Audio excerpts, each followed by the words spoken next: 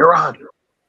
Hi everyone, this is Marcelo Ferreira, artist for Spider-Man, Moon Knight, The Punisher, and other Marvel characters. I'm a Marvel Comics exclusive artist, and you're watching Splash Pages.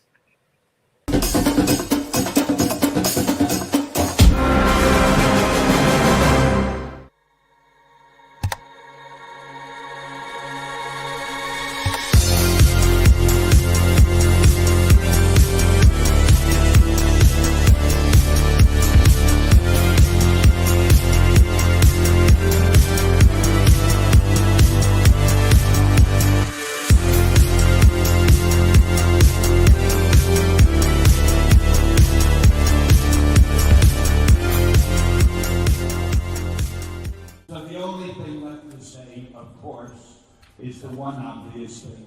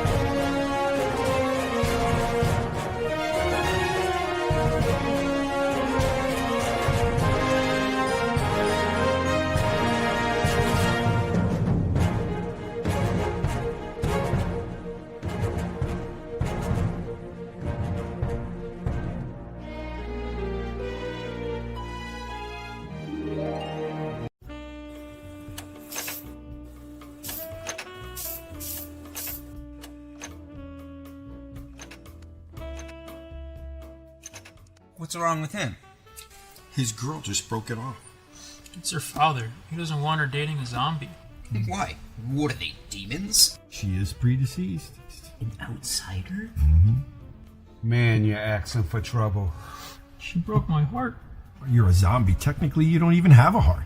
After all of the great cinema that we brought to the world, and we still get no respect. I don't know why he doesn't like me. I'm responsible. A full-time job. You work at a haunted house in October. I'm trying to be healthy. She's a vegan, so... Wait, you're giving up meat? Oh, come on. What are you gonna do? Attack a farmer's market to try to impress her? Now, if he was a vampire, you'd have a much better chance with her death. Yeah, those pretty bastards. I didn't think this would be that hard. Hard? Man, I'm a zombie and I'm black. Well, here we go. I blame the educational system. I blame the media. I blame George Romero. Oh. How could you be so disrespectful? Coffee? Zombies don't know much, but they do know good coffee. Deadly Grounds. It's coffee to die for, and zombie approved. Who's George Romero? Just have some coffee. Hey, happy Tuesday, everybody. You are watching Splash Pages. My name's Liam, the monkey behind the keyboard here. We have an amazing show scheduled for you as always, and we're going to kick it right off. Carrie, how's it going? It's going great. It is a windy, cold night here in Nebraska, so I'm a little behind on my internet, but Tosca and I are having some bourbon to hope that warms everything up and speeds things along. Let's see how Jar's doing. Or MJ. Me. Good job, Jar. Happy Tuesday, everybody. Welcome, Pyle, and I'm hoping Dylan will be in the comments soon if he's not already. How's it going out there in the world of StreamYard and everything? We've got an excellent guest tonight. His art is all over the place. So, all over the place at Marvel. So let's kick it over to MJ, who will kick it to Drew. Oh yeah. Hello. Good evening, everybody. Happy Tuesday. I'm very excited to be here. Very excited about our guest tonight. And I'm really looking forward to tonight's show. All right, Gio, it's on you. And it's me. Hey there. Thank you, MJ. That was extremely posh. Hey, everybody, it's Tuesday. It feels like January is already speeding by, but that's probably because we've had some really awesome guests, and there's still more to come. But let's focus on our current guest. It's Tuesday. We've got a fantastic person. We've got a great group of people to interview. And, of course, we've got booze Yes. and water. And water. So, you know, we're just hydrated like you wouldn't believe. So our guest here, he's a rising star in the industry. He's been killing it on a ton of projects throughout the years. You may have seen him Angry Birds versus Transformers, Back to the Future. He's most recently been killing it on a lot of Predator titles, Predator versus Spider-Man, Predator Kills the Marvel Universe. And personally speaking, he also did a fantastic job on a Ghostbusters one-shot. We're going to talk to him about all that. Oh, don't forget the Punisher War of the Realm as well. But all of that and more, plus Spider-Man, everybody, our Tuesday international guest, the one, the only, the extremely talented and multilingual, Marcelo Ferreira. How you doing, man? How are you guys? Thanks for having me. Yeah, man. Drum kit. Hello, Got hello. to see the drum kit. Yeah. Maybe if we do a good job, he'll play like he'll play a little drum solo at some point. No pressure, Marcelo. Like we're talking about art. I'm not quite there yet. You know, I'm just practicing. I bought this kit actually back in last October. Oh, wow. Brand new. You know, I already played the drums before, but with a kit of my own, so I can practice every day, anytime I want. So I'm on a learning curve right now. It's pretty awesome, but I'm still a beginner. Who's your favorite drummer? Oh man, so many. Yeah, but come on, Top Jar. 5. Okay. You know, I'm basically a rock metal fan. Yeah. So I'll have to go to Nico McBrain, Lars Ulrich. I'm sorry, people who shit on Lars. Lars is awesome. Mike Portnoy, Neil Peart. Of course. Oh man, so many drummers. Phil, we were talking about Phil Collins before. Phil Collins. Oh yeah. Of course. You have Man. Deep Purple's Ian Pace. Oh man, so many. Yeah. And also, that is quite the trade collection you have behind you. Yeah, paperbacks. You know, these are all actually all comics that were edited in Portuguese. They came out here in Brazil. None of these are from the U.S. So it's a collection part of my collection. I've been collecting comics for decades now, and ironically enough, this is predominantly DC Comics, not Marvel. No judgment. But you know, you have quite a fan here in Casella. She's very happy to see you. Oh yeah, she's happy to see me. Yeah, well, because she's my wife. There we go. Excellent. Well, Marcel, I just want to say it was really great finally getting to meet you at New York this year, man. I mean, like I said, I've been a huge fan of your work for years, and just to see you just randomly there, it was another situation of I don't have anything of yours that I own to get you to sign. So I was like, I'm gonna take a photo to remember that I met him. So that was cool. So thank you for continuing that. But that was I'm awesome. surprised you didn't have the Ghostbusters one shot at least. You know what? I was literally still in the head in the clouds after everything with Eric Burnham, who we had on last week. So I think I was just more focused on networking and an orange blazer. So also, let's rephrase it. You didn't have anything with you. It's not that you don't have any work from Marcelo. No. Yeah, you know what, Leo? As Carrie would say, phrasing. So that is correct. But it was awesome. So I mean, I had all these everybody here read a ton of stuff just so we could ask you a plethora of questions.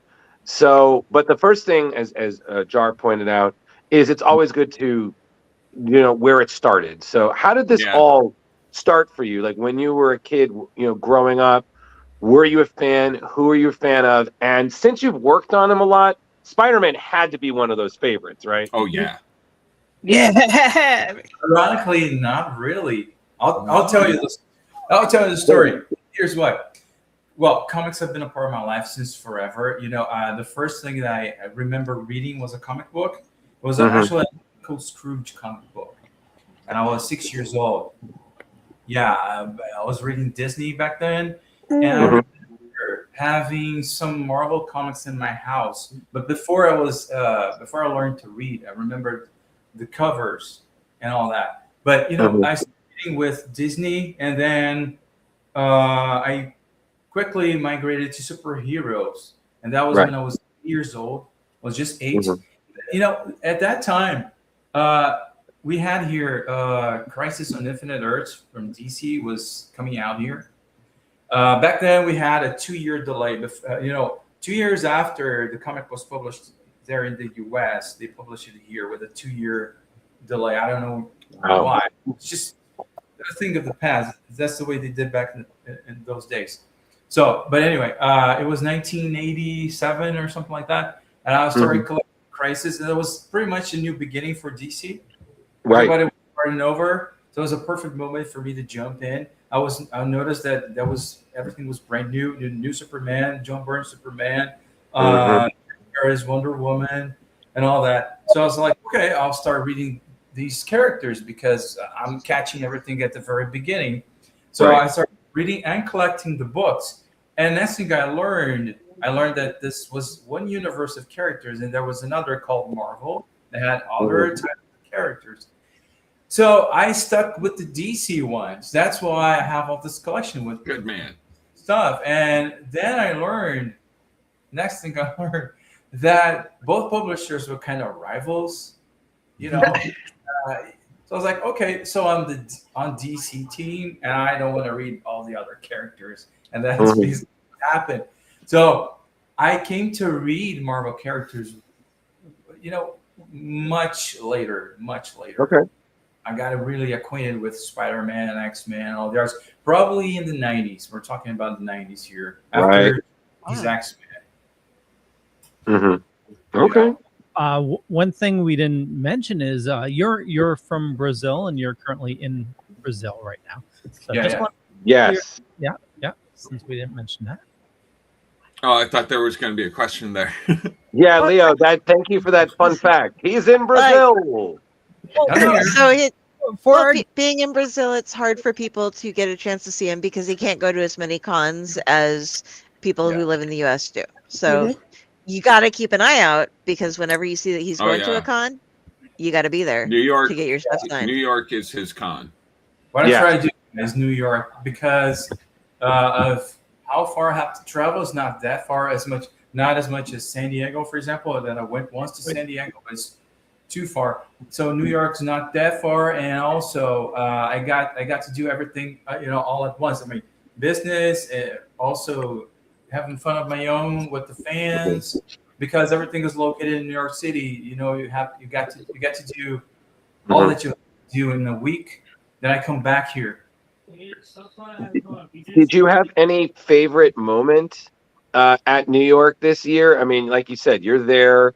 You get to meet fans, commissions most likely, and you're also hanging out with other creators and probably also doing all the touristy things that New Yorkers take for granted. Did you get to do anything fun that you don't mind sharing? Wow, man! You know what? I really miss the touristy stuff, because I got to do that probably the first or second time when I went to New York.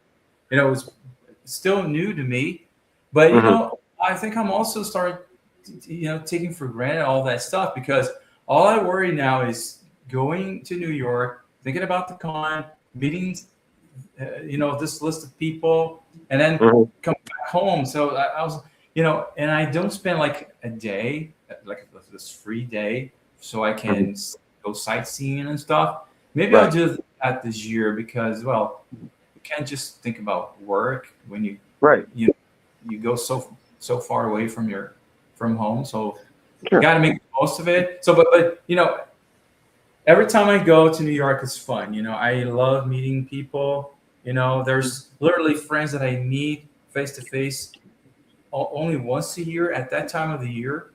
So I make we know that's like. Yeah, we Yeah. work after the con. We hang, we talk, we party. So that's always fun. So You can when stay with did you? Drew and he'll take you on tours. Hey, Oh, that's true. stop it. True. Go, Jar.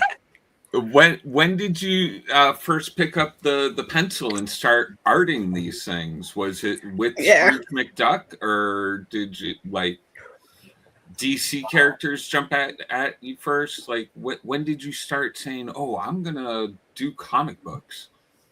Well, I was saying that about those first comics that I started collecting from DC. I remember buying Superman, and immediately John Byrne's lines, they struck. It was a huge strike. I was just looking at John Byrne's art, and I was like, oh, "What is this? This is fucking awesome!" So I needed to start drawing those. So I started copying covers. Later, we had Legends, that saga. Legends. Yeah, Legends was awesome. And then the Man of Steel Legends. Pretty much everything John Byrne caught my attention. And I started drawing everything he drew. And I also Justice League with Kevin Maguire. Kevin Maguire also drawing. I was trying to ink my first lines, I remember. So I got so much interested in that, and which is another fun fact is that I somehow I thought, okay, so I want to do this when I grow up. I'm gonna grow up and draw these comics. I had no idea what I was talking about. I barely knew how to do it. Which way to go. If I needed to study or not. I just knew I wanted to do this for a living. So decades later, I kind of started doing that. You're doing great, man. Keep up the I good agree. work. I was gonna say you both on you. I will. What was your first in? Sorry? Your first in. What was your first professional work? That meaning comics? Mm-hmm. Yeah, because before I started in comics, I was already an illustrator here locally. Yeah. Okay. I had 10 years experience as an illustrator and an art teacher as well. But coming into the industry, the American comic book industry was always something that was I set this goal early on in life. So I never forgot about it. I was just waiting for the right moment. And that thing happened in 2011, actually. That's when it happened. I went to New York Comic Con in 2010. I did the basics, which is, showing my portfolio around to everybody I could meet, all editors, all publishers. And a couple months, 3 months later, in early 2011, it's 15 years now, I got my first gig. Sweet. Yeah, that was like a dream for some artists. Like, man, to go around, show your portfolio, and like 6 months later, get the gig, and you're like, oh wow. Yeah, well, I showed to everybody I could, but this one small independent publisher really liked my stuff and picked me for this project, which was Richie Rich. No kidding. From back in the day, yeah, they were re-releasing the character with with a new language, his visual, everything was new about Richie Rich. They made him more modern. Right. So back in 2011, I was heavy on drawing all ages stuff. I was running a lot of kids stuff. So they were looking at an artist for that. So they picked me for that task, and that was a good match. And I started, and since then it's been pretty much a nonstop working for the industry. Yeah, I mean, and one of the things, like I said, one of my favorites of your work is I'm a huge Ghostbusters fan. Mm-hmm. So collecting all the IDW, like Eric Burnham stuff was great. And then when they had the 35th anniversary, they did all these one shots, and you got to do the real Ghostbusters, which as a Ghostbusters fan, that was always one of my favorites. And you and your collaborator, I think it's Damon Stott, something like that.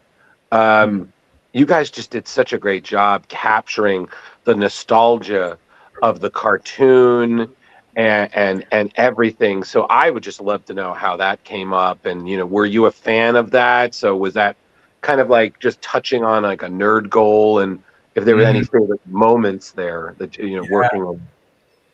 IDW was fun because so many touchdowns, nerd wise. Ghostbusters. I did Back to the Future. Mm-hmm. A few days ago, I was introducing my daughter, my 10-year-old daughter, to Back to the Future, the first movie. She never had watched it, and I said, "Did you know that Dad drew?" I explained my story with the movie because I think I watched Back to the Future like 24 times probably. Right. Yeah. I watched the first upon its release in the 80s. Mm-hmm. I kind of know all the lines. Nice. Right? Yeah. That guy gets it. So when I was offered the gig, I was like, of course, man. And I actually had to trade a couple emails with the producer of the movie, the original movie. Mm-hmm. Right? And I was like, oh, man, I can't believe I'm talking to the producer. And, who from the team who put together this movie that I was glued to the TV when I was like, I don't know, 8, 9 years old. Right. Yes, absolutely. It's crazy the stuff you get to do when you enter the industry. Well, yeah. Since you're just real quick, since you're a big Back to the Future fan, now it's going to be a little hard to find. You have to go on like the dark web, but over the last several months, somebody found a original 35 millimeter print and scanned it into 4K. Oh, and really? It's like full frame. Like you can't believe how much they actually cut out of the movie. Wow. Yeah, it's pretty cool. I watched it myself. It's awesome. Why is this not on Pluther? It is. Oh, it is. Never mind.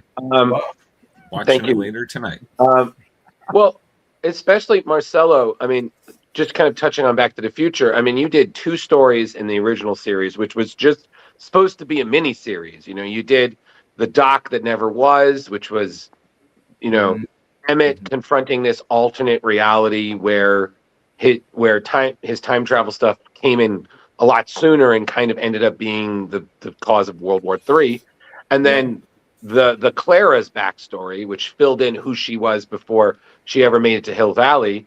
And then you get to do the next story, which was Continuum Conundrum, which is kind of like the sequel to Back to the Future 3. It's what happened after, Doc was in the past and Marty was still in 1986 now. So, I mean, you're working on that. And then on top, like you said, you're working with Bob Gale, who's one of the producers and writers of it. And it was just such a great story. I mean, as a fan, reading this, filling in blanks in history and just capturing, what was that like working for you? And did you have any favorite moments of that? Was there any fun stories there? Well, it's hard to pick a favorite moment because everything was so great. Just exactly because what you just said, it was Bob Gale, and for those who don't know, this comic series that IDW put out is like a official. It's canon. Yeah. Right? It's officially fills the blanks between the movies and after the third one. Yep. So to everybody who's a Back to the Future nerd or fan, you should pick up this book. Yeah. So you get the official canon story of what we always wondered about Marty McFly's uncle, when he came out of prison, right? A lot of great stuff. So since I was already a fan, the script for coming in, I was like, oh, this is so cool. So this is what happened. This is what happens. It was great. It was great to contribute. I actually got to contribute to this ongoing franchise, which is pretty cool. Did they have you under like a no disclosure clause with you're not allowed to say anything about what you're seeing and drawing until it comes out. Yeah, there was something I remember. Yes, I was reading a couple emails about that. Yeah, I remember. Wow. Interesting. Did you listen to any of like the Alan Silvestri like scores while you're drawing it? You're just drawing the DeLorean flying down. You just well, not just the score, but I remember watching the movies, the 3 movies while I was drawing. Not all the time because I stayed in the book for a couple of years probably. It's hard to remember now. It's been quite a while ago, but I think a year. So yeah, a few times I put on the movie. Sometimes I had to because I was searching for reference actually. Right. Yeah, I had to go back to especially the first movie. That's great. And the third, yeah. Why are you watching this again? It's for my job. Research. This is research at bloody counts, okay? Yeah. You want me to good job, but don't you? I mean, like I said, this and then Ghostbusters. I mean, you just hit 2 of the best, in my mind, 80s franchises that there ever were. So this is every 80s kid's dream. You're drawing, and not just that, you're drawing like for Ghostbusters, the real Ghostbusters, which is just a pinnacle 80s cartoon, and then you're doing Back to the Future, which is the movie. I mean, you see a DeLorean, and Marcelo seems to disagree with us. Marcelo seems to think it's one of the boring. Ironic. I'm sorry. I'm sorry, sir. I apologize. You have apparently a very boring job, and you should seek more excitement in your life. Maybe I should be an accountant or something. Oh yeah, you know what? I think so.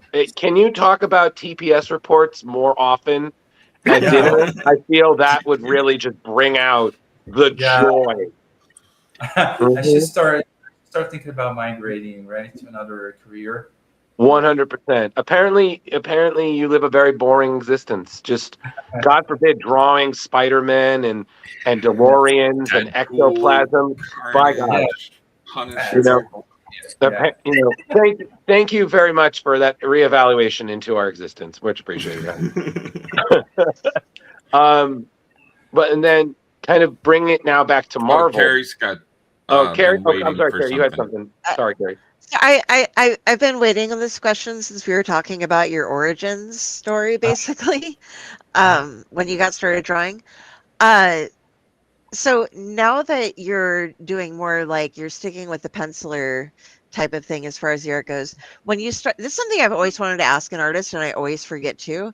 When you start off, when you're a little kid, you're doing everything. You're drawing the stuff and you're coloring it in and doing all the different parts and stuff. What sets up? I know that because you've done that, you know what it's like to set things up for people. That this person eventually is going to come in and ink me. This person's going to come in and color and stuff. But what does it feel like to be sucked all the way back to doing? If you're doing just the pencils for something, how does that work in your brain?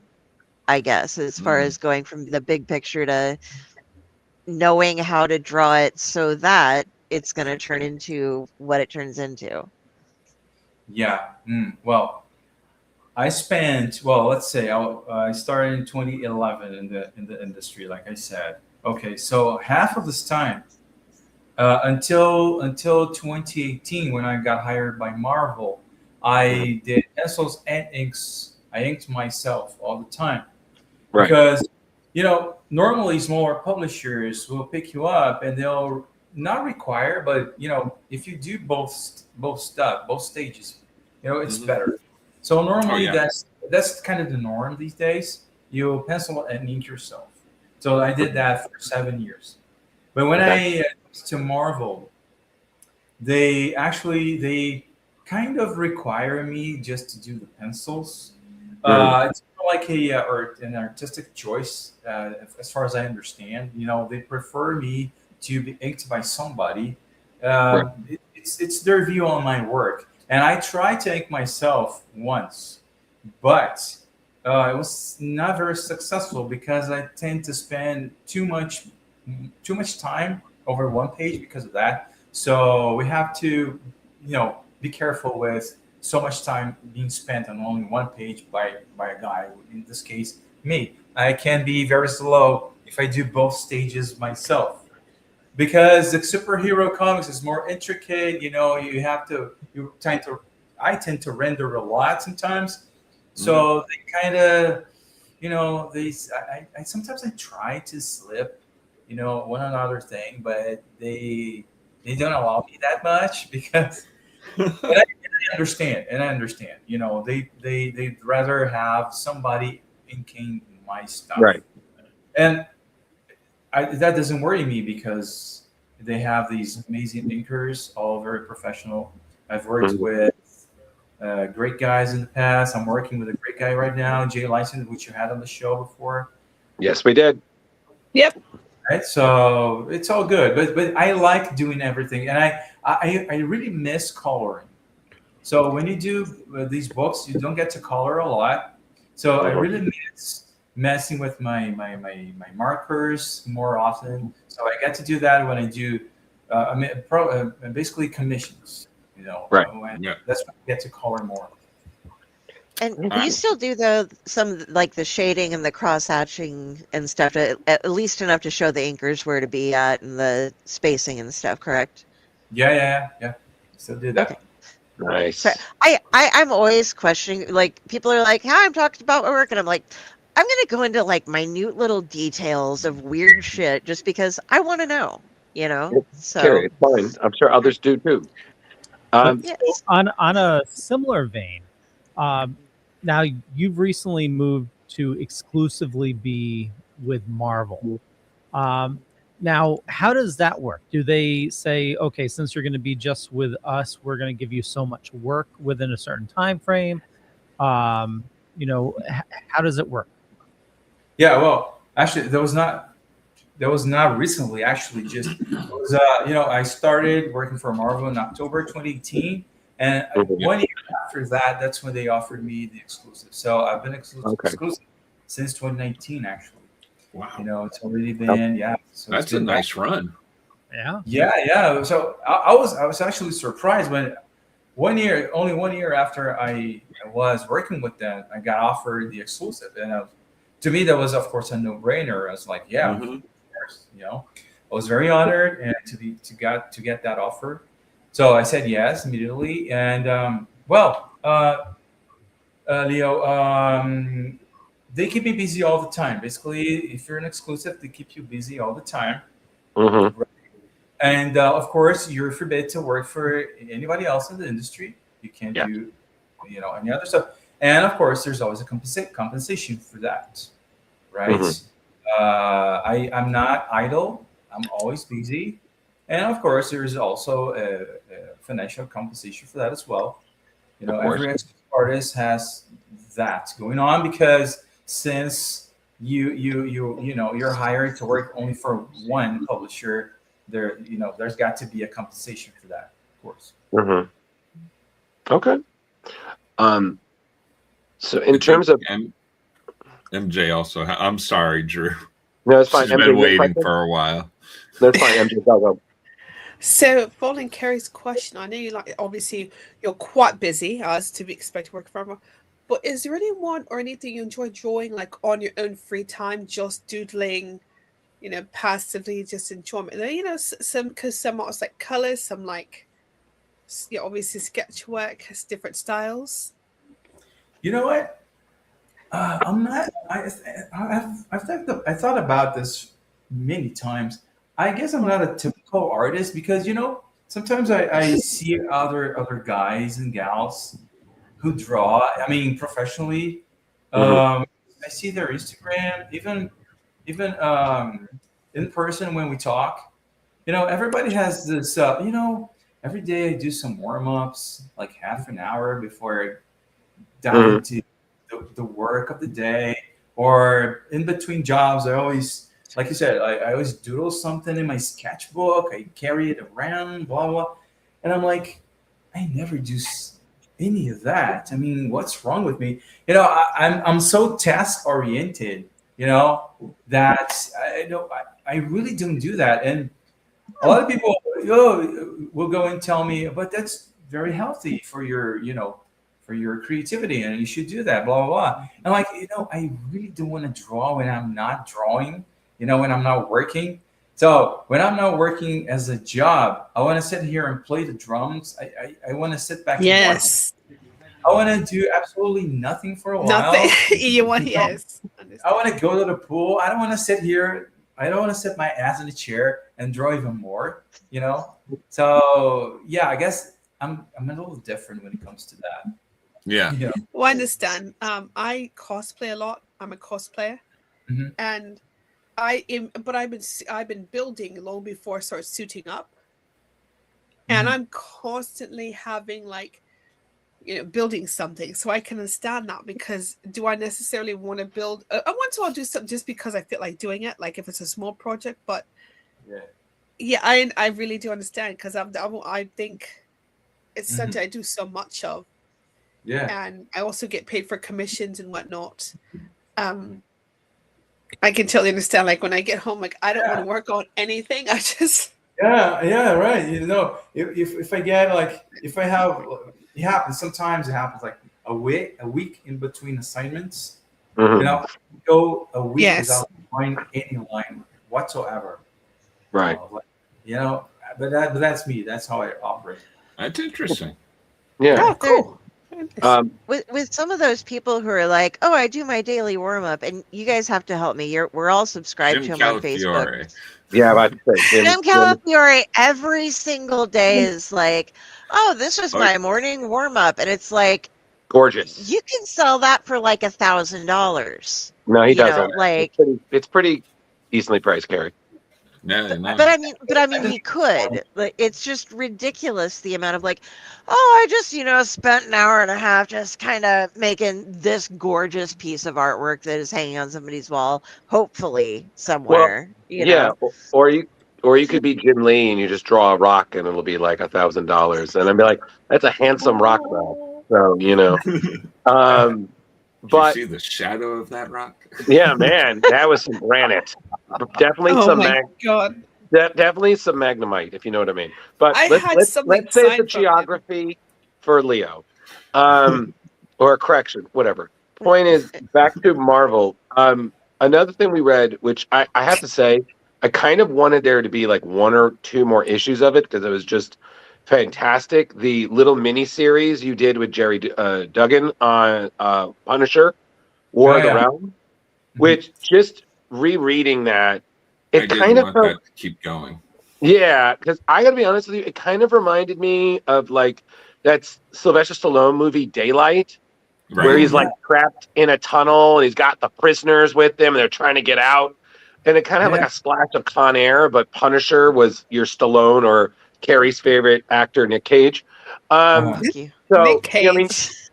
So you're drawing humans, you're drawing mystical creatures. Your Punisher is just badass. What was that like working with Jerry? And was there anything that you particularly yes, this was my favorite? And was there anything that you would have been like, I would love to draw more of this? Well, dude, I always like the over-the-top stuff. I always like that. Like in this miniseries, you have a lot of over-the-top scenes, like this big hounds and these, ice giants. Like the Punisher just shooting everything that moves. A lot of gory stuff. Maybe because I like the gory stuff. I think people tend to like when I draw that because a lot of my assignments have to do with that. If you see the Predator stuff, lots of decapitations of people. Sure, lots of disembowelments. Bloody stuff. With Spider-Man, which is so amazing. Like Spider-Man, with it combined with this really gory shit going on. Right. Like, is this going to work? But in the end, Ben Percy made it work very well. So when I did the Punisher that you guys are seeing right now, to me it was so much fun because first the Punisher, I know it was so much fun drawing the character because he's big, he's bulky, and all that. All the guns is, I think it's so much fun, and these monsters going on, and like you said, the tunnel scene was so fun to do. Everything about it was amazing. I mean, there's no great. I mean, like a subplot or surprise ending with that, but the fun is, from page 1 to the left, it's the action. I think action stuff combined with over the top shit going on. I love that. Well, I mean, especially because the premise of War of the Realms was this big war. Like Malekith, the Dark Elf, and all of his forces are invading Midgard, and Thor and all the heroes are just, locked in battle with just a variety of impressive mystical foes. And then again, this is Frank Castle. He has no superpowers. He just has a shitload of guns and probably the greatest resolve ever to just survive, to literally punch this evil in the face. Like, again, it was 3 issues, and I was like, man, if there had been another 2, I wouldn't have said no to it. Like if someone was like, oh, this got stretched, this could have just been one last. I was like, no, I would love 2 more issues of just Punisher with a Gatling gun, just mowing down ice giants. I almost went on to read. That would have been amazing. Next issues of there was this next series after it said to read to continue the story. Punisher Kill Crew. Yeah. But it was fantastic. I mean, I don't know if any of you had any thoughts about it, because then we're going to get to Predator, Spider-Man, and it's going to get all really gory. So, this page switch in particular, I thought was just great, going like the color change and the slight artistic change of everything, going from like so dark and horrible and then being in the exact same spot and being so whimsical kind of, and like everything's cute and the color palette is completely different. Everything's just like, oh, this is great. You can have, like family resort, and it I love that. It Did you go for a definite like artistic change somewhat in the character design there? Because the colors was pretty much a decision of the colorist, but I remember I chose not to use heavy shadows on the flashback scene. Right. Normally I try to do something different, even if it's just the panel borders being round instead of square. Something different on my part, because you can pretty much say, hey guys, this is a flashback, only using the colors. And I myself, I might keep my style, all the way. But when it comes to flashbacks, and not only flashbacks, but change of scenes, change of moods, I always try to change something around, to visually inform the reader that we changed from this place. From place A to place B, the mood now is heavier or lighter, maybe, Yeah. Okay. But it was fantastic, because, sometimes tie-in books, I feel, are kind of forgettable. They just tell this little story in the grand scheme of a story. But I was like, wow, this is 3 issues that every moment counted. Yeah, and after that one, I remember I did a Deadpool mini after this one. And after the Deadpool, I jumped to Morbius. That was the other side. Yeah. Oh, yeah. And then bringing up now, your more recent work, you did 2 Predator-related books back to back, all with the great scripts of Ben Percy, who we've had the pleasure of interviewing, and is an impressive, very intimidating, deep baritone of a comic book writer. His deep voice, right? Key of the booming voice is what I refer to Ben Percy as. I just remember Plaid. I was like, this man clearly has written a Wolverine comic or 10. I have one of his books on Audible. Blood Red Moon, something like that. It's his werewolf novel Oh, that he Yeah. wrote, and he narrates it. And like Oh. going to sleep to Benjamin Percy speaking is an experience. That's awesome. But No, and he's a great guy. We hang a little bit in New York last year. He's a great guy. He's so much fun. And I really hope we do something else together this year. Oh, yeah. You know, we're trying. I think this will happen. You know, just wait for the news later in the year. yeah. Well, Let's hope. I do have to say, style changing, going from Ghostbusters to Back to the Future, and now, so I read Punisher last. To go from those two to this, I mean, oh my God, such a change. Extremely gory. And was this the one where the Punisher was wearing a face? No, it's not Predator. Predator. Predator, not Predator. Punisher.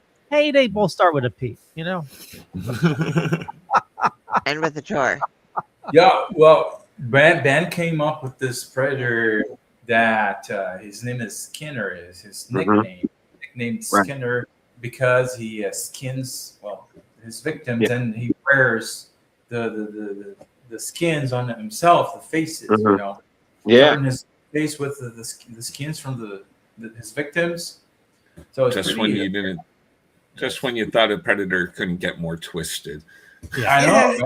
That's But that's a lot. yeah, it definitely was. But I know Carrie had some style questions. So Carrie. Oh yeah. Yeah. Leo, if you can go back to the beginning. The first, right there. That's the beginning. Here we go. Okay. Cool. So I know that Benjamin usually writes out a full script, so he's telling you what's going on in each panel, but he starts you off with like this first page is a ton of different panels of cityscapes, and they're all different, so you have to come up with all of that. And if it's okay, I'm going to go through the questions I have all in one kind of thing and then let you go back to answering them, because if that works for you. And next we go over and we have the view of, like, you know, like coming across the murder scene, and it's like she's chewing the ice cube and we're checking out, and it's like, okay, right here on the go back. Yep.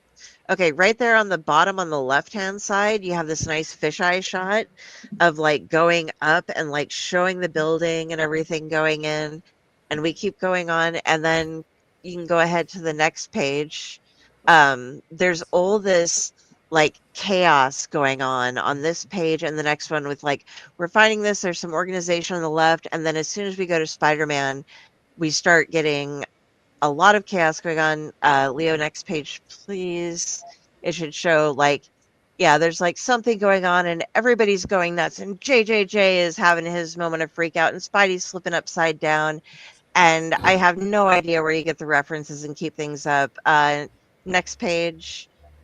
You have, I love how you did the gutters with the AUs and stuff around them, but you have, this is coming, we're closing in on something that's happening. And on the right-hand page, you start off with a widescreen panel, and you color on top of it, and you have the next panel that gets narrower and is shrinking in on a subject, and then it gets narrow and goes directly to the kids, and then it gets narrower and goes directly to where the kids are about to get run over as you're seeing Spidey's focus go in. And then next panel, Leo, you have this whole page that shows what's going on, but these little sections of, I'm like pointing and nobody can see what I'm doing, but it makes sense to me. But you see like the van going by in the room and then taking off, and then the kids being settled in Spidey's overall thing, and then the little panel of the van taking away. So I know that Benjamin Percy writes, like I said, like he writes full scripts, he does the panels, but how hard is it for you when you get a lot of those things going on? Because you have to come up with like which views you're taking and, you know, where exactly what you're doing in it. How much of that is you and how much is Benjamin? And how do you keep it in your head when you're going through all these different sides, and there's the 180 rule, and you're totally breaking that. You're everywhere. You're going from all different perspectives, and I love that. But how hard is it to do it, and how do you do it? So Well, thanks for this question, because while you were pointing out everything on these pages that you were seeing, you're explaining what you're seeing. I was literally revisiting my own work and observing with these new eyes, fresh eyes, my own stuff, and really trying to capture everything you were pointing out. And yes, it is hard. Actually, for me personally, at least, this is the hardest part. This is probably where I spend most of my time in putting together the layout of the page, how it is going to look later. How this whole engineering of the thing. And while you're speaking, it really strikes me. It's easy to take for granted comic books, but this is a fucking great media. I'm sorry, isn't it? Like, dude, you have this 11 by 17 paper, this sheet of paper on this size, and you can literally put into it anything you want. So it's no wonder that the movie industry has paid attention to us 20 odd years ago, I don't know, and started coming to us for inspiration for what they're doing right now. And comic books are fucking great. These are fantastic. It is hard to answer your question. It is hard because I myself, I try not to be obvious on what I do. So every time I come up with a page, even if it's just dialogue, I always look at the script, say, how can I make this special or different, and not, or at least not obvious, at least not what everybody's expecting. Because I want the reader to have a new experience every time. So, like I said, the size of the panel matters, and why it is horizontal and not vertical matters. Everything has not 100%, but close to that, has a reason to be the way it is on a page. So I really appreciate you making these observations about these pages, because every time you have these 20 pages in your hand to read, there was a lot of thought spent into these pages from the writer to the colorist, because all of us, we have our time to look at this artistic piece and give our contribution. So it is very hard. It is the stage of my work in which I spend more of my brains and more of my effort.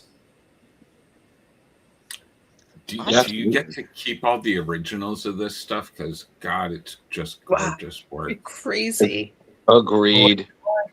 I have this agent who sells my originals, and I'm such a doofus. I have to remember to keep at least one of my pages to myself, because normally I send them all to my agent, and he sells these pages, the originals. I hardly have one here with me. I was looking on your site actually for the original artwork, and you're nearly sold out, bro. Like, well, thank God. there are very few pieces of your original art that are still based on your body of work. You're over it, but yeah. That's amazing. Did you see that JLA page that's over there, Carrie? Oh, the GLA. Yeah, that's beautiful. Probably. It has like The I don't JLA, even know how many characters in it. I brought it with me to one of the conventions that I went to, and this guy bought from me. I brought it. That piece I did for myself, for fun, like we was talking before. One of the few things that I do for fun. But I looked at it and I was like, this looks cool. I'm gonna bring it with me to the con. Maybe somebody will buy it. I don't know. This guy came and bought it from me. Yeah. There you go. But before we move on to this from this page here, I just have to ask, and if I missed this, totally forgive me. But the blood on the floor here, is this foreshadowing of the mark later on, or is it just random? That is a foreshadowing of the mark for sure. Nicely did. Nice catch, Leo. Very nice. Yeah. Yeah, but that was challenging because like you said before, Carrie. Ben describes most of what's going on, but he's not too anal about everything. Every detail. He lets a lot of room for me to contribute. So he said, "Okay, these three bodies are hanging from the ceiling, and there's this mark on the floor made with blood." And I was like, "Oh man, how will I show? What angle will I use to make all this work all at once?" So I tested an angle from the ceiling, so bird's eye view. I tested this view that I decided to stick with it. It was kind of challenging, but it worked out in the end. Yeah, well, It looks so good. And then, kind of piggybacking on something we talked about earlier. I mean, you're again working on another iconic '80s property. I mean, The Predator. And rereading this, I didn't realize that this kind of has like Predator 2 vibes. You have a predator in a city hunting down murderers and drug dealers and just, taking care of business. Yeah. But again, it was just so intense. But I mean, intense, extremely gory. I mean, and again, I just loved how the whole thing to me was so cinematic. And you guys just had, in my mind, one of the best uses of Kraven ever because to be quite honest, Kraven has kind of become a joke villain in Spider-Man. I mean, he had his stories, but you're like, what use is someone like, okay, like, it's like this was impressive in the 60s. Now I'm like, okay. Yeah. I liked Kraven in this. I know. That's a lot. Like, look, normally when I get the assignment, I get to read the script like everybody else. Right. I pick the script for the first time. I don't know. The developing of the script is between the editor and the writer. Normally, only they participate. So when I read, it's always a surprise. All right. So I didn't know at first when I got the gig that Kraven was going to show up at the end of the first issue, and he was going to be a key character in the whole thing. Actually, until the other a key character in the other miniseries as well in the next one. So when I read the last few pages of this number one, I was like, of course, Kraven. Yeah, this makes sense. Yeah, and then it really does sound perfect. Yeah, at the end of the series, he became this badass, kind of guy, not a like you said, a joke villain. And I was like, yeah, because he should be a badass hunter. He should be this guy that you should fear, and not laugh at, right? Well, so, yeah, absolutely. Like absolutely, Ben did a great job, coming up with Kraven being so important in the story.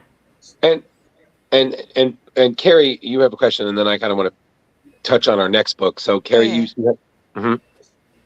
Okay, so we were talking to people. We've been talking to people about the different references that they use, and was it Aaron Campbell who was saying that he has a full cast of people that he has show up. They talk about the script, they pose, he takes pictures, and goes ahead and then draws from that. Like it's elaborate. I'm just like, how do you afford to live? But it's amazing what he does. What do you use for your references? I've always wondered this for anybody with Spider-Man. Do you just look up contortionists? Because he's always flying with these weird, his legs are flying in the air one way, and they're it looks real, but it looks exceptionally painful for anyone but him to try it. But it looks really cool because it's a lot of people have everybody has Spider-Man doing these weird poses and his legs are. But what do you choose to use for reference on someone like Spider-Man when he's in these weird poses? Well, for Spidey, just my imagination. believe you or not. What an imagination, sir. Wow. Yeah. Yeah, thank you.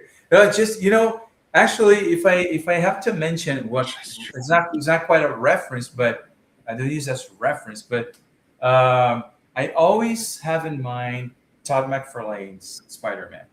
Okay, Right. I was gonna say back in the day when Todd did Spider-Man, what happens is if you pick up his stuff, his contortionism is too over the top. Okay, sometimes it brings his leg up here, so this impossible poses. So my frame of mind is, okay, how far can I go? How far can I go into realism until I touch the barrier between realism and Todd's Spider-Man, which was because Todd's was so cartoony that he had a license to do whatever he wanted with Spider-Man. It was so new back in the day. So he had these poses that are actually, you have to have a suspension of, what do you call it? Suspension of reality. What's the name of that? Disbelief. Suspension of disbelief. Yeah, suspension of disbelief. Thank you.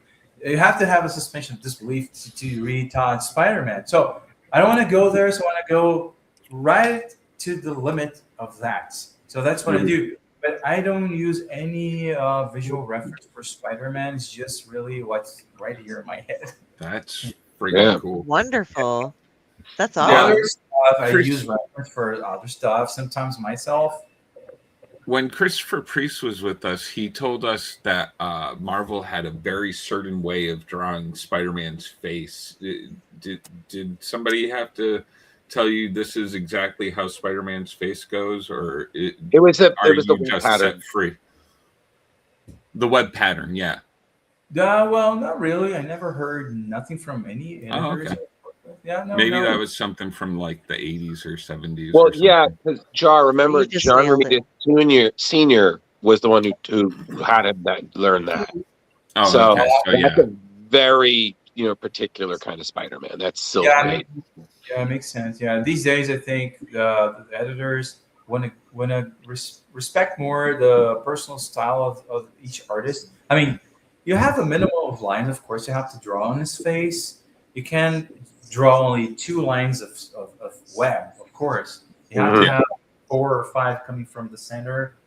But it varies from artist to artist. If you look closely, you'll see guys who draw 4 lines. Some other guys draw like 5. You don't see anybody drawing 3 because that would be too much of a change, of course. There is a kind of a standard, and you can go both sides from the standard, not too far, Right. Okay.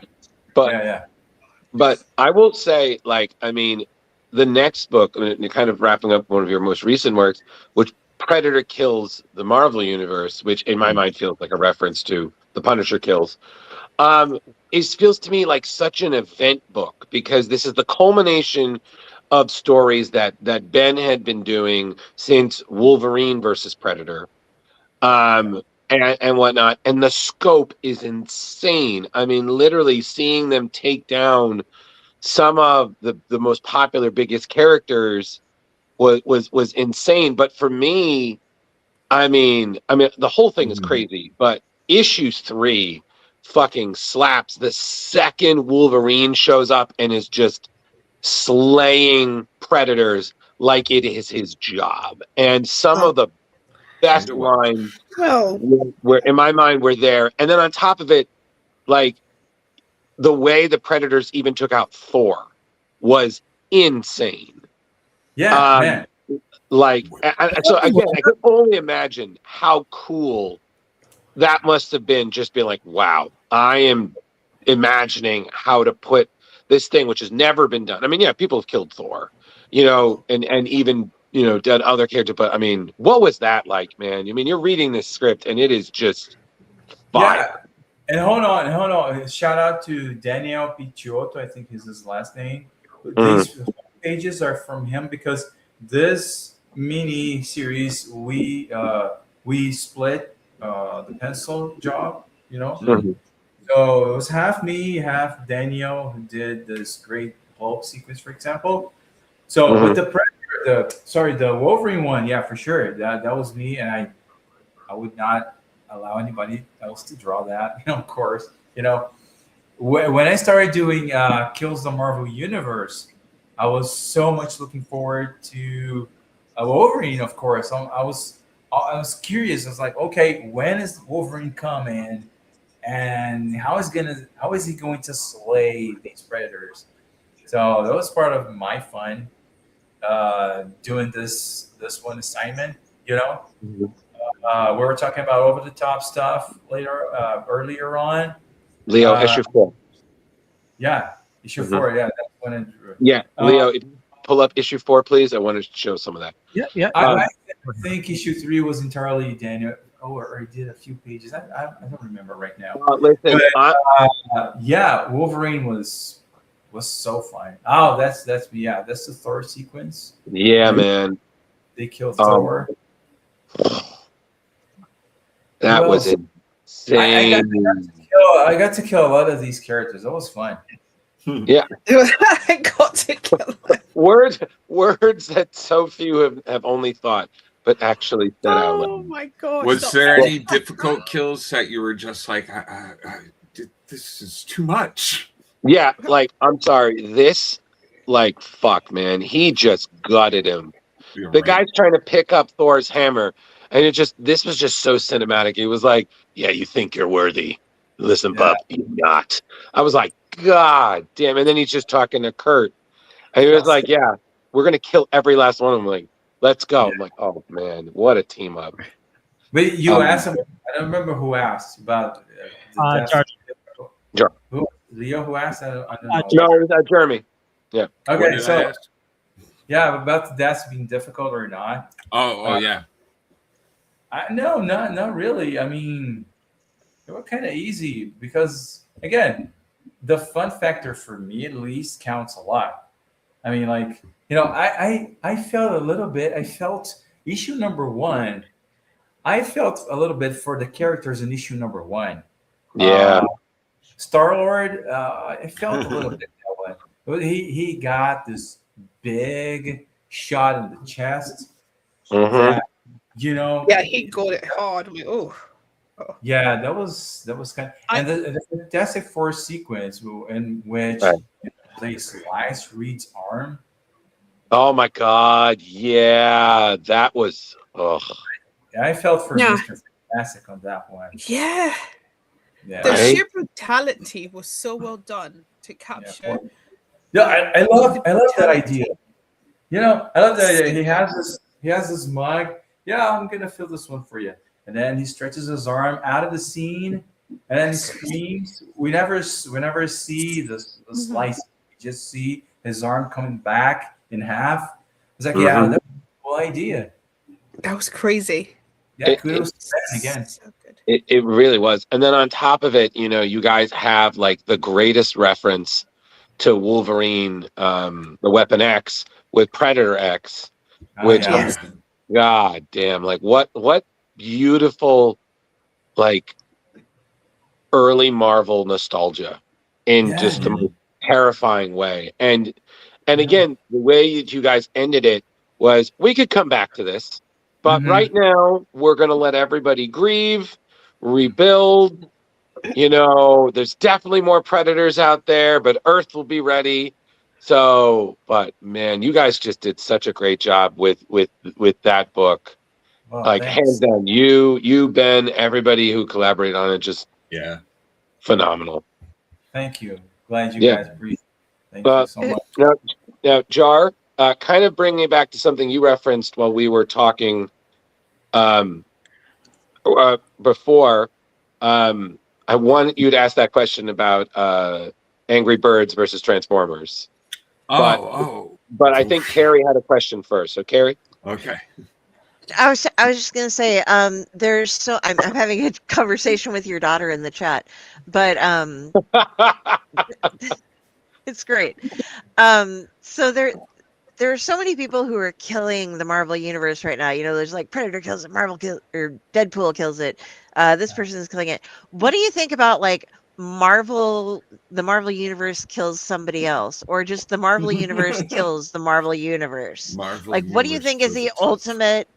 What do you think is the main like Deathmatch. goal? What do you think would be the most fun to have? Like all of these, should all the people who kill the Marvel universe team up together and like do it their way? I mean, DCKO has its own thing going on right now, and that's cool.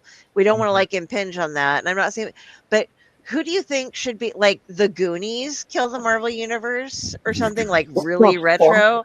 I Which think I Disney was has also to own them wondering, like first. you did you did, like Ghostbusters and Back to the Future. I was going to be like, would you like to write the Goonies, because that covers an entire genre there. But how do you think people should keep killing or stop killing the Marvel universe? God, that's a great question. While you were speaking, Deceased KO came to mind. But if Marvel did something like that, I think they should do with the fatality factor. It's like, the fight ends when somebody dies, and it's something like there can only be one, as in Highlanders. That movie. So let's see who last, the last man or woman standing in the Marvel universe. That would be cool. It's going to be Squirrel Girl. Squirrel Probably, Girl. probably actually. Surely win that. Yeah, that champion for sure. But I have a real idea that I would like Marvel to do, but I can't say that one because I really want to submit to the editor. So if you guys see something very different coming from Marvel one day, maybe that was me. Okay. But I have Let to. us know. Yeah, we'll say it. We'll say it was hinted at here. At Splash. If this happens one day, I'll let you know. Okay, that was me, and it's coming out. I'll let you know firsthand. But I can't say. Because I have a really good idea, but it has to be under wraps right now. The kills the Marvel Universe trend. I think it's very cool. I'm trying to think about a character who would be so I enjoy the different ways every character gets killed. Like in each different, you got Punisher, as you guys said, Punisher kills, Deadpool kills, Predator kills. Like each character gets killed in them, and it's like, how are you going to destroy my next guy? I mean, we have seen everybody else pretty much being killed at least once, right? Even Galactus. All right. Galactus was eaten, and that was amazing. Yeah, that was a cool one. There's irony. The irony of that is just. Even Thanos has been killed at least once, right? Love it. Yeah, Carrie, go really obscure. Dupe kills the Marvel universe. Speaking of Thanos, with the trophy room here. Yeah, what classic Predator lore was that, man? That was such a great throwback. Well, is this Thanos here? I was just. I don't remember, but I don't think so. I think it's somebody else. I think that's the Hulk, Leo. That's the Hulk. I think that's the Hulk, man. Oh, okay. And also, Marcelo. Listen, Carrie, I don't know if this serves as an answer, but I was thinking. What I remember one thing just now.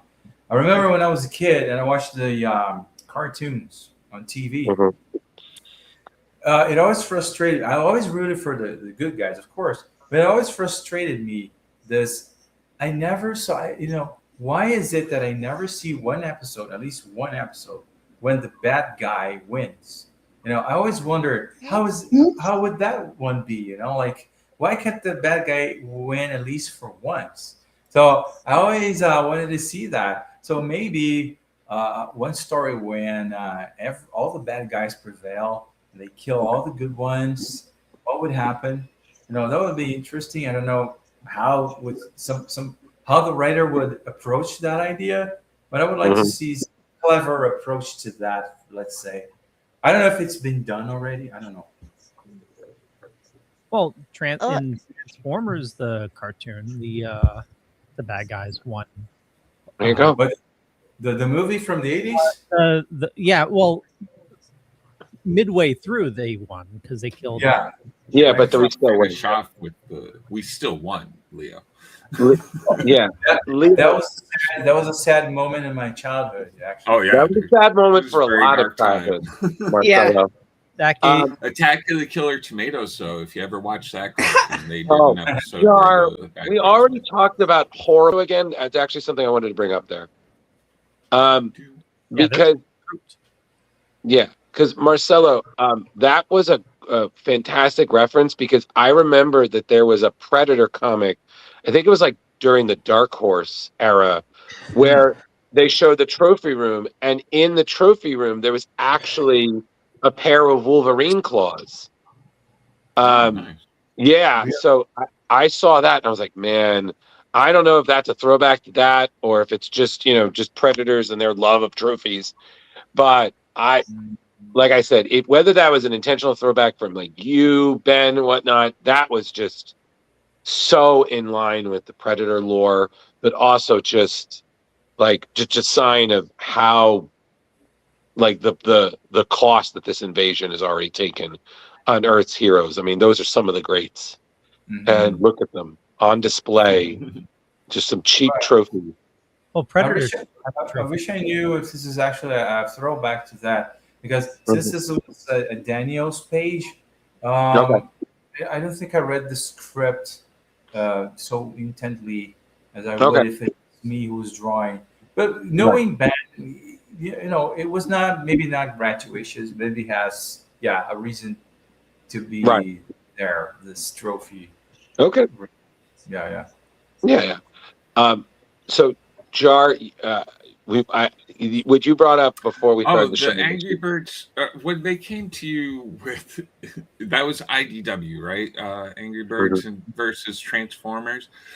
First, once again, another 80s genre that must have been like, oh, wicked cool. I get to mess around with the Transformers. But to find out who was Angry Birds' main focus, how did it throw you? Were you familiar with Angry Birds? Like, bring us to it.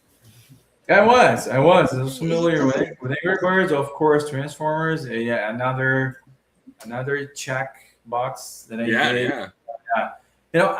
I can't show you guys, but I see from where I am sitting. I see my Transformers collection. I have like maybe 100 Transformer figures. We're talking figures. Oh, nice. I bought the entire Combiner Wars line.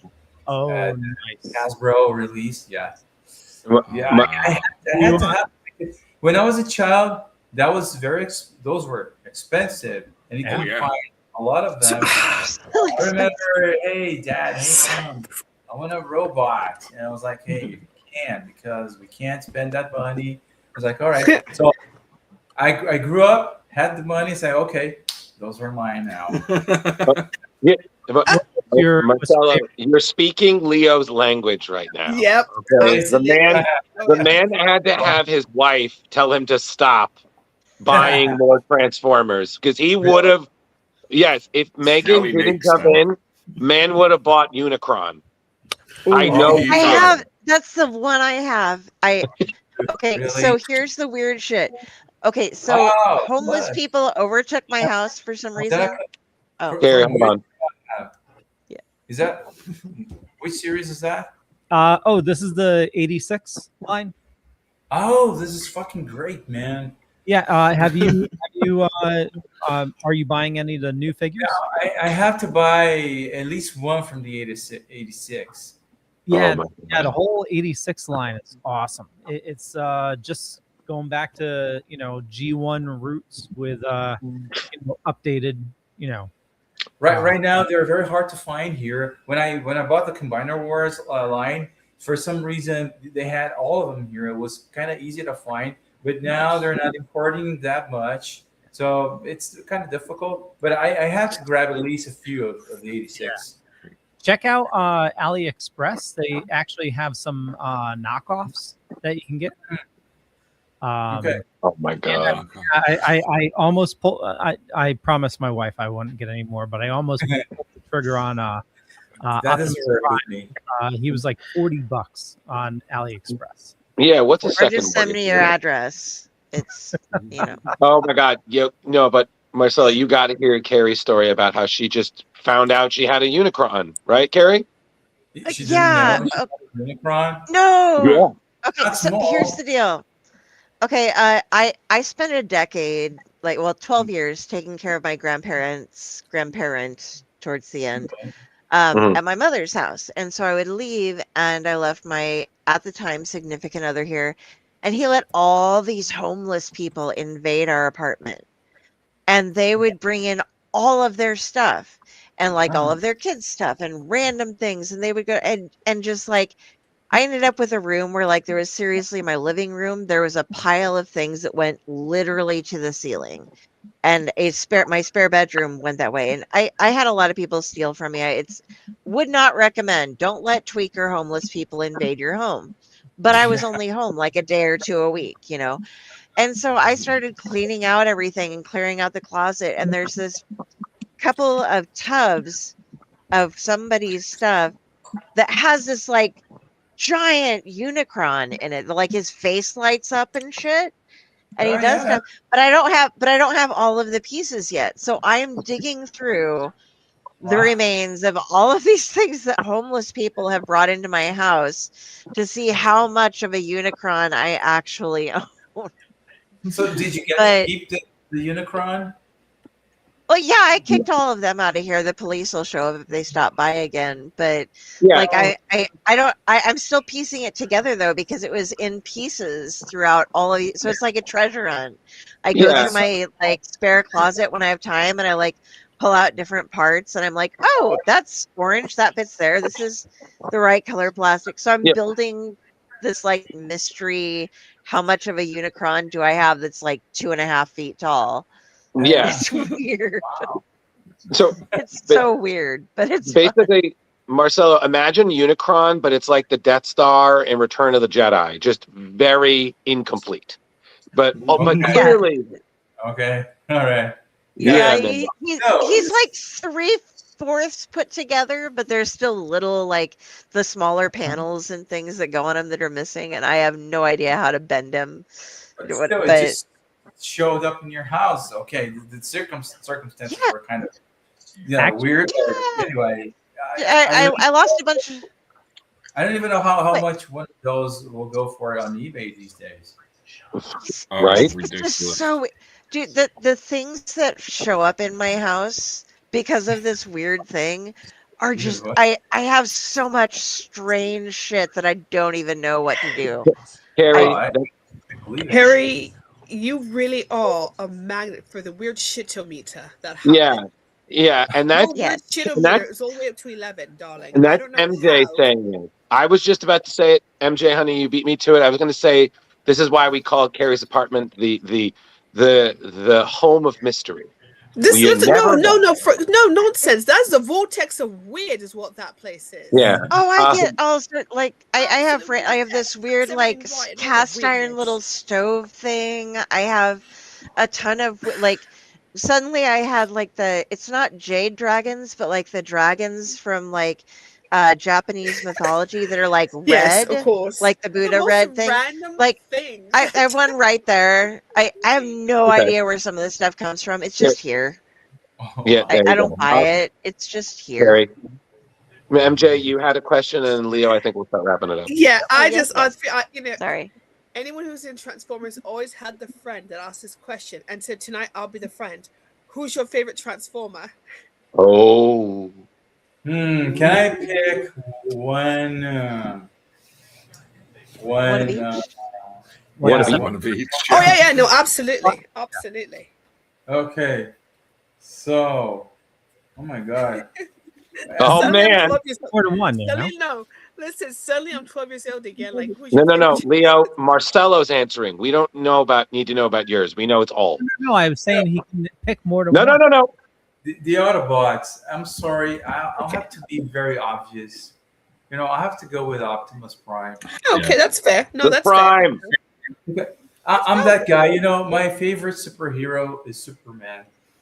So Yeah, you're that guy. Okay. blame me. I know, you know, you can hate me, but this is my favorite. No, of course not. No, no. It's first things first, Marcelo. I'm giving Leo your information so you guys can exchange toy stuff. Because clearly you had that best friend stepbrothers moment right there. Second, the second was like, oh yeah, I got like you can't see it got 100. I just saw Leo's eyes. I'm sorry, did you say 100 Transformer toys? I was like, yeah, right. I was like, Megan, we're going to Brazil. Oh yeah. So but my Decepticon. Yeah. Yeah. Oh God. It's not Megatron. It's not Starscream because Starscream. See, I'm a Starscream guy. I am too. I like the wine. Yeah, well, okay. Yeah, I like him in a weird way. He's like this annoying friend that you keep around. Yeah. For some reason. Every day. He's a wicked jerk, but like for some reason he's like he's there. like he's a wicked jerk, but he brings the best snacks to the party, you know? Yeah, he's that friend. Dude, I'm looking here. Let me see if I can see them from here. Oh my God.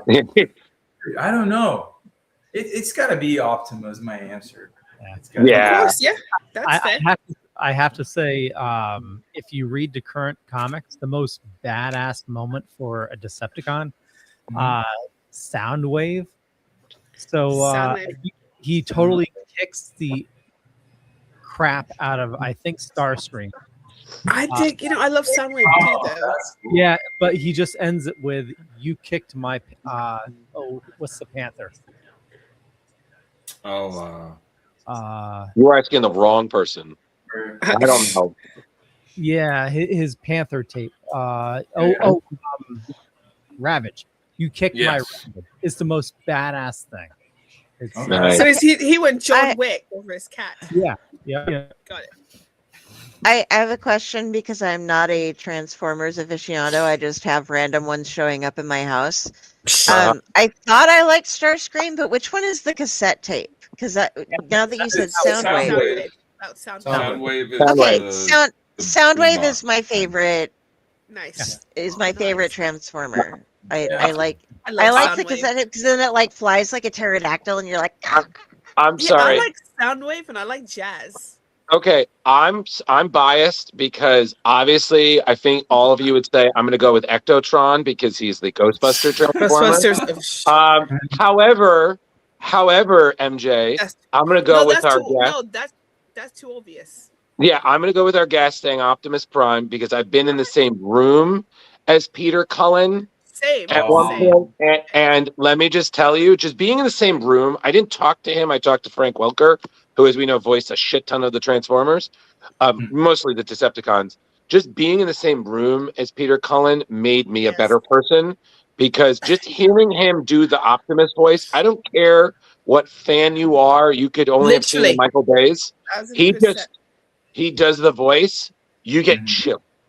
Yeah. So I have quite a few. I gotta redo my wall. All the stuff I have autographs from. I really get to doing it because I have Peter Cole and I have a few others, and they're all fantastic. Nice. Oh, he's amazing. What a great mustache. Yeah, go for it. Can I just say one thing real quick? Because I'm feeling I haven't quite answered Jar Jar. Sure. I just want to finish because we took the stage in. I'm gonna try to do this real quick. You're doing great, buddy. Familiar with Angry Birds, of course, Transformers, and back when they released that book, the hot stuff was the game Angry Birds. They had a game video. Yeah. That I got to play at the time because I had to play the game, and I remember playing with my son a little bit. And that book was very fun because it was a fun script. The combination of both line of characters worked very well. It's still like a very cartoon style that I was using back in the day before I migrated to superheroes. I was still drawing the all ages stuff. Yeah. And it was very fun. I loved drawing the combination of robots and Angry Birds. It was very cool. It fit very well. When I first heard about it, I was just like, what the heck? And then I read it and I was like, oh, okay, this makes sense. Yeah, Right. it was very dynamic, very action-packed series. Yeah. Very, very much fun, full of humor, jokes, and all that. I very much enjoyed that project. Marcel, I will say before we get to Leo, who kind of asked the last question of the interview, and then we'll wrap it up. Is it, as a Transformers fan who's also a fan of crossovers, I would definitely recommend the Ghostbusters meets Transformers, and even the Transformers meet Back to the Future. Both of them were pretty surprisingly great. And Ectotron and Gigawatt as Transformers, pretty fucking cool. Just Yeah, that sounds need to amazing. That sounds really good. I have to check that. Okay, I'll have to check those. Please do, man. They're great. The current But- by Skybound is friggin' amazing. Matter of fact, Robert Kirkman just took over Transformers. With Dan Mora. Oh, really? With Dan Moore, yeah. Yeah. So you know that's just gonna be delicious. Can't trade Transformers. Great. Yeah, right. Leo, ask your question. Well, I got a couple. One, do you have a 3D printer? Oh no. I don't. Unfortunately, no. You need to get one. I'm going to show you a clip play here. Okay, Oh, so man. my own Transformers. Yeah. Oh yeah. Yes. That's what Leo does. Yeah, that's what I knew it. I knew he was gonna go there. Oh. So now you know Transformers, they have different classes. You have like leader class and deluxe class. Yeah. So with 3D printers now, it's introduced a new class called divorce class. Even bigger than the deluxe. Divorce class. Divorce class. Okay. There's a guy that made an 8-foot tall Metroplex. Oh, We are not hauling that into Terrificon. That is No. not happening. I'm putting my Optimus Prime boot size saying no, Leo. 4 Okay. foot tall is the tallest we will accept for you to bring things. Okay. Just roll out. Wow. That looks good. yeah, you mentioned combiners. Yeah, these are all free models, and you print all the colors individually. They're free. Yeah. This guy designs a bunch of G1 Transformers. Okay, so you download the model. Yeah, you download the model, then just print all the individual colors, and then put it together. Awesome. Yeah. Have you done this yourself? I made. Show the Galactus. Come on, you want to. Oh no, not this. You year's haven't Galactus. seen it. Yes, Wait till you that's see so this good. Galactus. Oh, God. Here he goes. Easy. I've seen it Oh, in person. I It's know it's beautiful. I swear to God, Leo, I'm gonna do a bingo card one day, and one of them will be Leo brings up Galactus. Oh, Here we and go. your daughter says you need to get a 3D printer, by the way. So, Yeah, this is a so 3-foot you can tall. make that. That he 3D printed himself. And he's what's the fully size? articulated. It is articulated? No. Yeah. Oh yeah. Fully articulated. Took me. So even like all the fingers. This is almost 200 pieces. Took me a couple months to print, and then like a day to put together. Even his mouth moves. He has teeth. Which is this one? What's up? Oh, your wife wants you to have one. The daughter went to bed. So if your Oh. wife approves, you are absolutely You can good. get the divorce. Good job, stage. wife. You can. Wow. Yeah. Yeah, without Good the divorce. job. Leo, Leo, you are not allowed to bring this up to Megan. Be like, oh look, Marcelo Ferreira's wife supporting him with this. Why can't we? No, you cannot bring this up to Megan. Hold on a second. So, Marcelo, what was your question? Sorry. No, which size is this Galactus? Oh, 3 feet tall. 3 feet. 8? Okay. 3 feet. So Yep. almost a Oh, meter. it's pretty big. It's like this. Yeah. I'm considering He stands by the couch. a Enterprise that's 4 feet. Oh, But Yeah. I need to figure out where I'm going to put it first. So, Hanging Leo, from the ceiling. you should put it near your bed, so if you have a night terror and you look over, you just see the shadow of Galactus and be like, oh shit, he's coming for me. Enterprise. the Enterprise. Start. Yeah. Every geek in every game knows that the most important thing that you can possibly get is space. Getting bank space, bag space, all the space for everything you need. And like girls, we start out early. We have like our purse that grows into our vehicle, that grows into our bedroom and stuff, that grows into You're our saying that. home. Don't And say it that. and it I'm and just it works. picking up- Yeah. And like I'm looking at I probably have about 50 Gemini boxes and a good 100 other various boxes or I'm bags for just saying comics that that. I'm holding to. Leo, I said You're wrap up the saying that. show. Yeah, I'm trying to. So Hold on. Marcelo. I haven't finished yet. I'm just saying that geeks are worse than women with a purse and needing to put extra things in. We all need to hold on to every single thing we see that we want to potentially own and might have signed at some point in time or might not, but that's still cool. And I think that like this is why I'm convinced that I should have a 500 or a 5,000 square foot apartment because then oh wait, hold on. The wife has a Oh. question here. Ask Marcelo about his Saint Seiya figures. Oh, Oh, these are just. I only have Your five. wife is calling it. He only Oh. has 5. 5 of them. You know, it's not a only the 5 main characters. I wish I had more. I wish I had the 12 golden knights and all that shit, but I can't afford. They're too fucking expensive here. so what are they? I'm not familiar with this.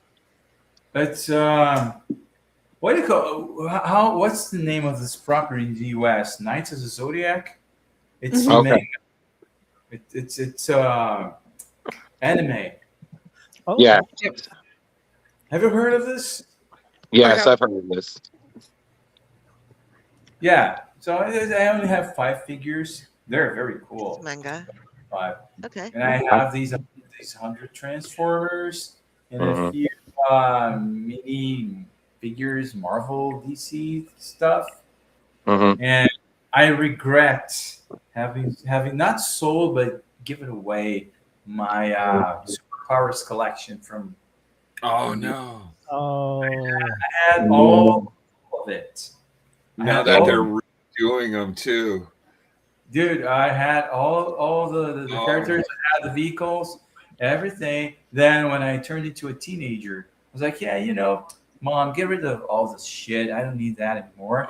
And I kept only my Batmobile and my Batman. they did. But all the rest, I got rid of all the rest. And now I see them for sale online. They're like a fortune. Yeah. Mm-hmm. Well, they do have the new ones that Jar Jar mentioned, and they even have the Batcave. I think the Batcave. They have released a Batcave now. Yeah, it's a whole new line. I think McFarlane does it. Okay, wow. Yeah, it's a whole new Superpowers retro style collection. I'll have to look into it. Yeah. Okay. More money. You need to take over the Mike Choi train and start saving more than a single piece of your original art because you are going to be worth a fortune soon because you're that goddamn amazing and you need to start holding on to more of your original art so that in the off chance in the future you're like, oh, I want to put something up. You're not just like, oh, I'm putting this up for a couple $100. You're like, yeah, I'm paying rent this month, with just this page or something. So yeah, I know it's awesome having your art out there because it gets more people looking, but save more than one page at least from your stuff these days. Yeah, and with that, yeah. Leo. We do need to wrap things up. That's what I'm trying to get Sorry. to. So 2 last things. One, what do you dork out about? Like, we talked about your figures and everything. You play drums. In your downtime, do you play video games? What do you do? God, my little downtime. Well, right now I have to say I play the drums. I have these regular. I work out almost every day, which is something I do outside of work. I play drums, and this is the thing that I'm doing right now that I enjoy the most. And when I'm not doing that, hanging out with friends and family, that's something that I find cool, recharging. I like doing that. Pretty simple stuff. Yeah. Mhm. Nice.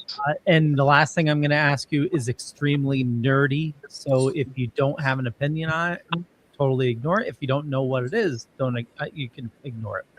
And the rest of these guys aren't going to know anything I'm talking about. Since you're in Brazil, what are your thoughts on Varginha?